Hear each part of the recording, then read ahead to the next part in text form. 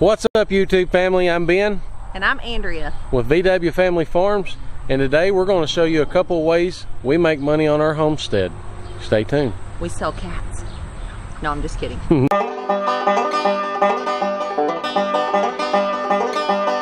Okay guys, so we've been talking for a while. We're just really curious. Some of you we know live and work full-time on your homestead. And so we're just really curious, how do you make a living? Because even if all your bills are paid off, it still costs money to live. If you're running generators, you're buying gas. If you're buying milk from your neighbor, that takes money. Unless you're bartering, of course. But then that takes money to raise the things that you're using to barter. So, we've often wondered how others make money on their homestead. So right now we're going to take you and show you a couple ways we make money on our homestead. So we're thinking this might be a little series. Maybe we're gonna start with one animal today and see how it goes, if there's any interest. So we'll show you where we're gonna start. All right, one of the ways that we make money on our homestead, it's one of the ways we started out building our farm, was with pigs. We started out with a heritage breed pig. I can't say the first name of it. Do you want to try? Gloucestershire. I don't know. Most people call them Old Spots. Yeah. So that's what short name is Old Spot, or GOS. So anyway, we started with them. They're a heritage breed pig, raised on pasture. They graze. I'm keep looking down so I don't step in any piles. Anyway, we started out with them a few years ago. A guy that got us started couldn't raise enough of his, so he asked for help. He needed somebody else to raise piglets up to butcher size. So we bought a couple. Actually, we bought 3 sows and a boar, and they were piglets at the time. So we, like some of you are doing, we had to put in the time of raising them to get them big enough to have litters of piglets. We didn't have pork immediately. We got in a little bit of a hurry. After we bought them, we thought, oh, we want some pork right now, so we bought just a regular old hog. Won't make that mistake again. They destroyed everything. But these Old Spots, they graze. Actually, right now we're standing in the pasture that them and a few of our dairy cows run in, where we dry our dairy cows off or got calves out here. And as you can see, it's green pasture. It's not rutted up. It's about 1.5 acres. And this is where the sow and boar live, basically. And she'll have her piglets in here, and then we wean them in a different pen. But this is just a barbed wire pen. I don't know what is it? No hot wire around it. 4 or 5 strands. It's a fence for cows. It's not even a fence for pigs. Right. But they stay behind that, no problem. We did have a hot wire at the beginning, so they're trained to know that. But I'm not sure this sow we have now even had the hot wire at all. They just, if you feed them, take care of them, give them a good place to get out of the weather, they don't try to get out. They don't have any reason to. So let's take them on over. So anyway, one way that you make money off of pigs is selling piglets. We come out and watch what we found.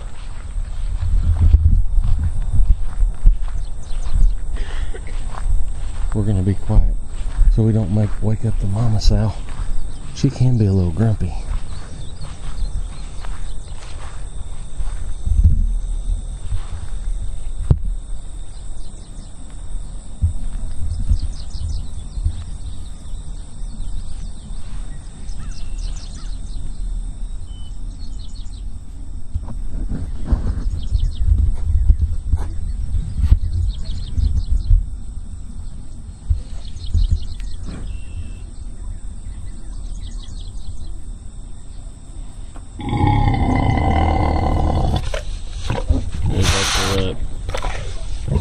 She's protective of her babies. I kind of jumped. She scared me a little bit. Oh, isn't that some cuteness? Look at them big old ears. Anyway, we'll leave her and her babies alone. Another way to make money off pigs is raise them all the way to butcher size. Some people that we know have farms but don't want to raise pigs. Pigs can be messy, they can be stinky, but we have a small set of customers, but we have a pretty set set of customers, I guess you'd say, and some of them live in town. I wouldn't say any of our customers here in Central Arkansas live in what you'd call the city, but some of them live in towns where they don't have the ability to raise up a pig to butcher weight. And some of them honestly are our neighbors who, we live in the country, most people live on a little bit of land, but they just don't want to raise pigs. We actually kind of felt the same way. Yeah. Pigs were not what we wanted to raise, but we love these pigs. That was before we seen this breed. So, and in our intro video, I told you about visiting the farm and buying the pastured pork. When we pulled up, I'll link that video. And when we pulled up, we saw that their pastures were still pretty. They still had green grass. They weren't all tilled up. And there's advantages to that if that's what you want. That's just not what we wanted. They didn't have the super secure fences, and these pigs were happy and content and staying behind it. So that's why we went with this breed, and that's one of the reasons we raise pigs to butcher size. So we'll show you a group of pigs that's getting close to being ready to butcher. I think you've seen them in the 1,000 subscriber challenge re-explained, but here we go.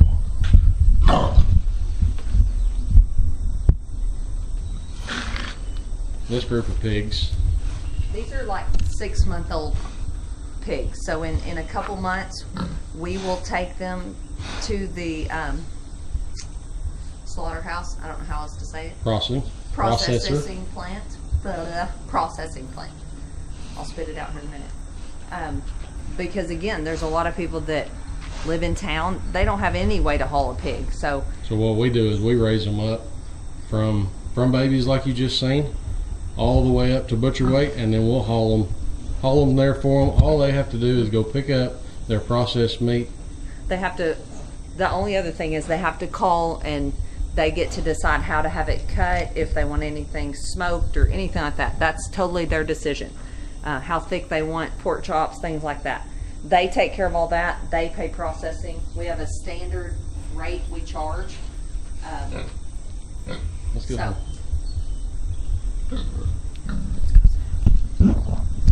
Okay, so going back to the piglets for a second, that is probably your least profitable way to raise pigs, I would say. What do you think? Yeah.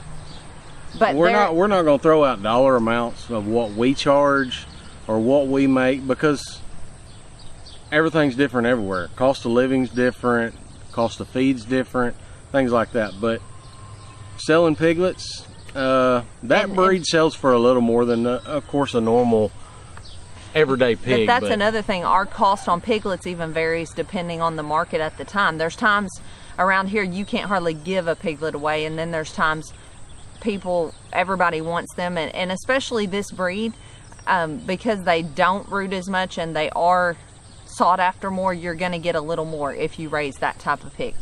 But again, I know there's people that do the Joel Salatin method and they want the ones that root, and that is totally fine. That's just, we just did not want our property all rooted up, because pigs is not the only thing we raise, and we just didn't. So that's your personal preference.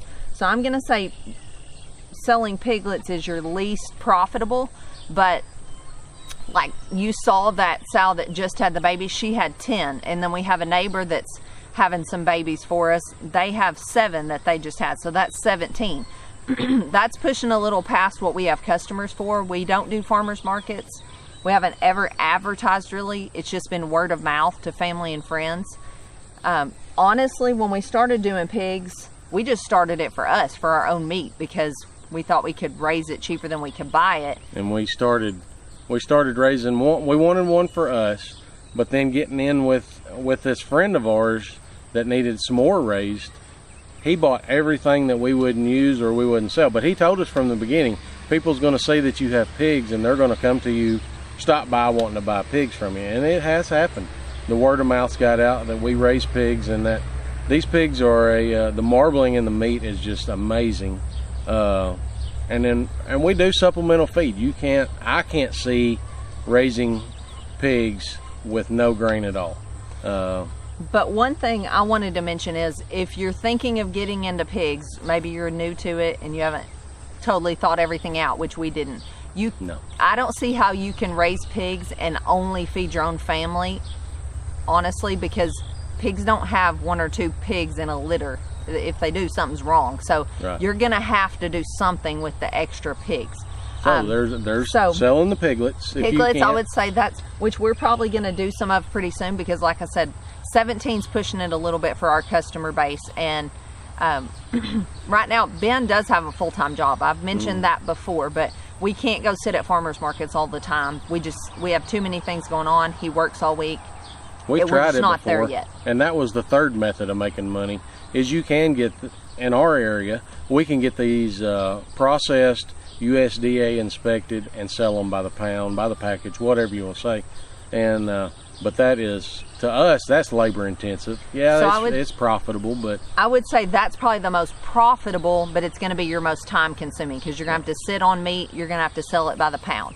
So I'm going to say that's your most profitable, but most labor intensive. Piglets is on the other end. I'd say that's just if you know you're not going to have enough customers to feed out that many, you'd want to get rid of some at the beginning.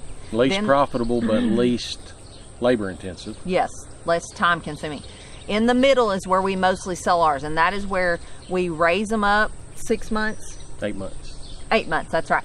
We're feeding them for 6 months because Mama's feeding them for 2 months. So figure out, and I'm going to give you some numbers here. These are not dollar amounts because, like I said, another way we make money is we bought a big grain silo, I guess you'd call it. It's a big feed bin. grain bin. It's a 3-ton feed bin.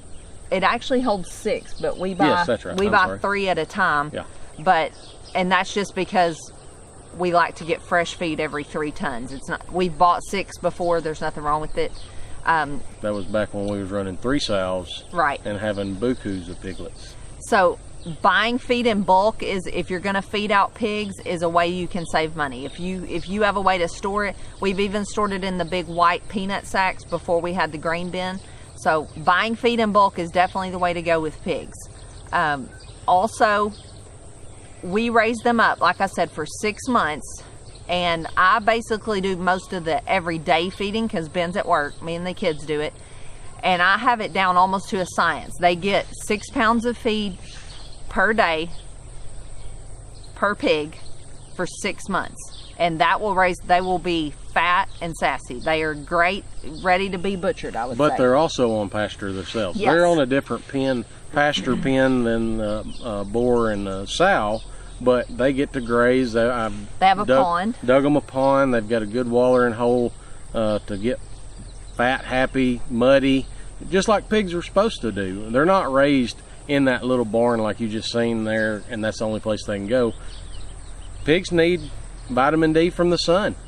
They need they get to eat the bugs. They get to eat the grass. And let me say this: I don't want to paint you a untrue picture, but as we're raising up the piglets, they will root a little bit. They will. It's not really rooting like an adult pig. It's like they're playing. What did that one guy say? It's kind of like they're teenagers. Yeah, they're just, that's what we call them. That group he showed you that was in the barn sleeping, we call them the teenagers. And they act like it sometimes. Yes, they act like kids. They're into everything. If you give them a way to get out, they'll get out. They're not like the grown ones, but we have a pen that's designated for that. We let them kind of tear it up, but it also has grass in it. We give them hay. If we're raising pigs in the winter, they'll eat a lot of hay. Yeah. So, but that's what we do. So you would need to figure 6 months of feed at like 6 pounds a day per pig you're going to raise, and you will make a profit. We started doing this just to pay for our own meat, but the more and more you do, you start making some money off of it. And which people, they want the meat, so they're okay with them not raising it, and I'm sure they know they could do it cheaper, but some people just simply can't or don't want to. Yeah, a lot of people just don't want to, because pigs can be stinky. They can be a pain. We like them. I don't really like the smell. None of us like the flies. But I think we're getting used to it though. But we do love farming, and we do love raising our own meat, and we like supplying it for other people. But of course, everybody's doing this. You've got to make a profit, because at some point you're going to take a loss. Last year we had a sow that what was she, a year and a half, maybe 2 years old? It was probably right at a year ago. It was like 100-degree day. Yeah, it was so hot, and just like this one, she just had a litter of piglets, walked out there the next morning, she laid there dead. So after she had the piglets, she went and laid out in the sun, and I don't know if it just weakened her, and she never got up. But we lost a year's worth of feed that we put into her before she ever threw out a litter. We lost a whole litter of piglets. So you're going to take losses at times, but that's why you have to make a profit. Every once in a while, we've had to get vets out here. Another thing that's happened in the last year is we hauled a litter of pigs to the slaughterhouse, and while they were there being processed, the slaughterhouse burnt down. So we had to pay our customers back what they'd already paid us, because once they arrive at the slaughterhouse and we get a rail weight or hanging weight, they pay us. Well, we had to pay the ones back that had already paid us, and we had to sit on that loss for a while. The slaughterhouse we use is awesome. They did make it right with us, but we had to sit on that loss for several months. Waiting on the insurance company. The insurance was very slow. But we did get paid back, thank God. And we're back in business, and won't be long that we will have these 6 ready to butcher. Or with the other 7 that we're getting from the other guy, and then you just seen those 10. If all of them make it, we're gonna have a lot of pigs. So one last thing I want to say about raising pigs and making money off of raising pigs, you need to figure in the however many sows, and if you're gonna raise a boar, you're gonna have to figure in their feed into what you think you're making off raising and selling piglets or slaughter weight pigs. But the cost of feeding the sow and boar needs to be figured into what you are calling profit, because you're going to be feeding them year round. So anyway, well, this is going to be a series, and we're going to kind of explain different ways that we make money. Like I said, we're not going to throw out dollar amounts, because that's all going to vary anywhere you live in the country, but different ways, different ideas, and I'm sure a lot of you have already looked at it, how you can make money. But this is how we're surviving, how we're providing for our family, and doing what we love. So I just want to run through real quick again. I think piglets is the least profitable, but it's the easiest. If you're only concerned about raising for your family, I would sell all piglets right at the beginning, and then take that money and I would feed out my butcher hogs just for my family. That's what I would do. If you don't mind a little hard work and you can find family, friends, it's really not hard to find people that would love to buy a pig from you and have fresh meat all year round. I would raise them up to slaughter weight. That's the labor of feeding them every day, but you're gonna get your money back plus some, and you're gonna have your meat pretty much paid for. Thirdly is having them USDA inspected, which costs a little more, and then you're gonna have to put in some time at farmers markets unless you have customers coming to your farm. The guy we got started from, that's how he made a lot of his living, was selling pork that had been processed at farmers markets. As you all know, with everything else, people are not as likely going to come to your farm as you're going to sell things at a farmer's market, because you've got a whole concentrated group of people there. A big variety of different things. So that would make the most money if you're going to farmers markets anyway. But then you have to think about having freezers to take there, things like that, how you're going to keep it frozen while you're there. So that wraps up the pigs, I think. I think we've about said everything. Yeah. So anyway, if you got any questions, just leave them in the comments below. We'd be happy to answer any of your questions. We're going to do another video on meat chickens. That's another way we make money on the homestead. As a matter of fact, we've got to wrap this up and get started. It's meat chicken cleaning day, so yay! Phase 1. So until next time, thanks for watching. And God bless.